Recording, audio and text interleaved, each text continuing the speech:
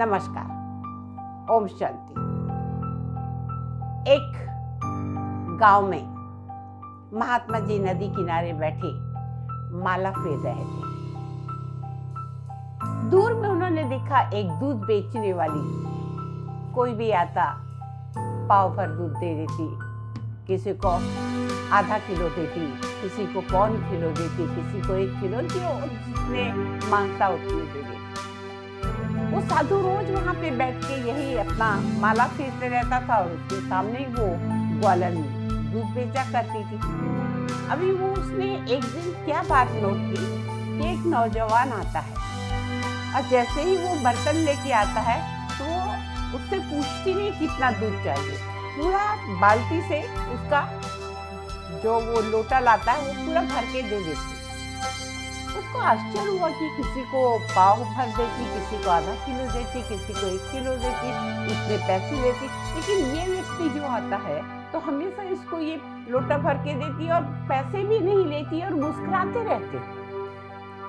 महात्मा जी को बड़ा आश्चर्य हुआ। उन्होंने एक व्यक्ति से, बाजू में दुकान थी, उससे पूछ लिया कि भाई, मैं रोज देखता हूँ ये ग्वालन को, ये ऐसा क्यों करती है? तो दुकानदार बोलता है, तुम्हें नहीं पता? कहा क्या? वो जो जिसको नौजवान को दूध बिना नापे देती है और बिना पैसे और मुस्कुराती है, वो उससे प्रेम करती है, इसलिए उसे नापने में कोई इंटरेस्ट नहीं है। और उसी समय संत की आंखें खुल जाती है कि जहाँ प्रेम होता है वहाँ व्यापार नहीं होता, और जहाँ व्यापार होता है वहाँ प्रेम नहीं होता। मैं भगवान को सुबह से शाम तक माला फेरता हूँ। हाँ, 2 माला हो गई, 4 माला हो गई, 10 माला हो गई, 50 माला हो गई। उस भगवान से प्यार करता हूँ, लेकिन गिन के करता हूँ।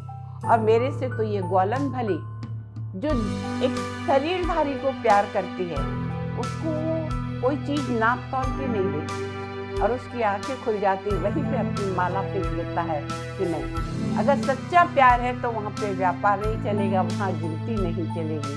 आज हमारे जो भी संबंध है उसमें भी हम कहीं ना कहीं व्यापार ही करने लगे हैं। चाहे भगवान के मंदिर में जाए, भगवान से भी व्यापार ही करते हैं। भगवान जी, मेरा ये काम कर दीजिए, इतने लड्डू चढ़ाऊंगा। काम क्या कर दीजिए?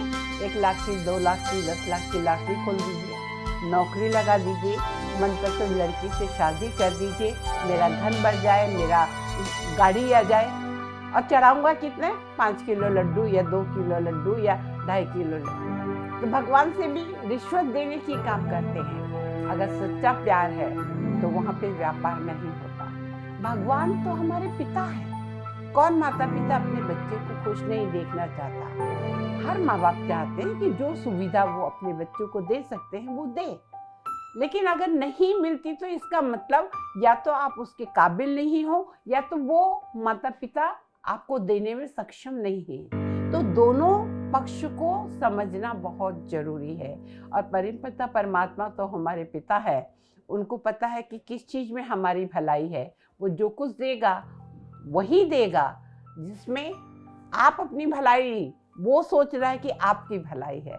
तो कभी भी जहाँ सच्चा प्यार है वहाँ पे व्यापार मत करिए। चाहे दोस्ती हो, चाहे संबंध हो, चाहे पड़ोसी हो, चाहे आपके ऑफिस में काम करने वाले हो, निस्वार्थ प्रेम रखिए। वो ऊपर वाले के पास सब कुछ है, वो सब कुछ देख रहा है।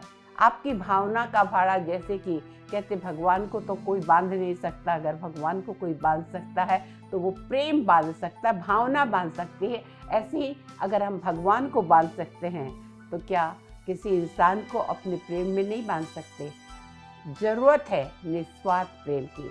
आज दुनिया में सब कुछ है, लेकिन निस्वार्थ प्रेम नहीं है। मैं ये दे रहा हूँ तो ये मुझे क्या देंगे?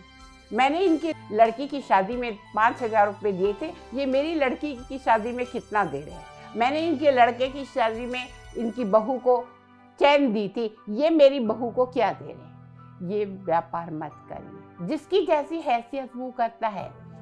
और जहाँ हम मनुष्यों से कुछ आशाएं नहीं रखते हैं, एक ऊपर वाले पे छोड़ देते, तो हमारी हर आस वो ऊपर वाला जरूर पूरी करता है।